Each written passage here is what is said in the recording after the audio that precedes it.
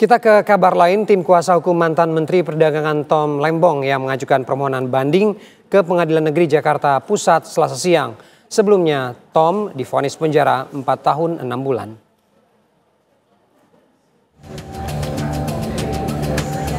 Tim kuasa hukum Thomas Trikasih Lembong atau Tom Lembong, Ari Yusuf Amir, mendatangi Pengadilan Negeri Jakarta Pusat untuk mengajukan permohonan banding atas vonis 4 tahun 6 bulan terkait pidana korupsi izin impor gula. Keputusan naik banding ini berdasarkan sejumlah pertimbangan atas perkara hukum yang menjerat kliennya. Di antaranya, tidak ada niat jahat dari Tom Lembong dan soal perhitungan kerugian negara senilai 194 miliar rupiah. Resmi memasukkan dokumen pernyataan banding atas putusan Pak Tom Lembong, ya, di mana kita sudah mendengarkan semua pertimbangan majelis hakim dan tentu secara dalam hukum dan didasarkan pada pembuktian fakta persidangan itu banyak yang tidak sesuai. Itu kita akan mengajukan banding. Ya.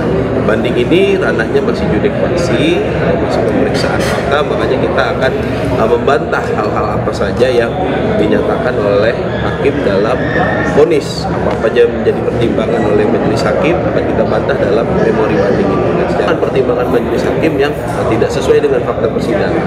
Contoh paling utama adalah seperti yang sudah disampaikan setelah putusan kemarin, tidak adanya mens rea, tidak adanya niat jahat. Tapi Pak Tom dalam putusan pertama itu dikatakan secara bersama-sama melakukan tindak pidana. Bagaimana sebuah tindak pidana terjadi secara bersama-sama kalau Pak Tomnya sendiri tidak kenal dengan dan tidak pernah berkomunikasi baik sebelum, pada saat, ataupun setelah beliau menjabat sebagai menteri kepada orang yang dimaksud melakukan bersama-sama melakukan tindak pidana korupsi tersebut.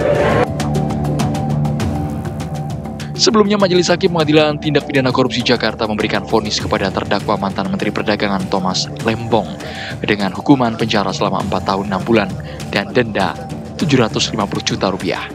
Vonis ini lebih rendah dari tuntutan jaksa penuntut umum, yakni 7 tahun penjara. Dari Jakarta, Raka Prawira Wijaya, TV One mengabarkan.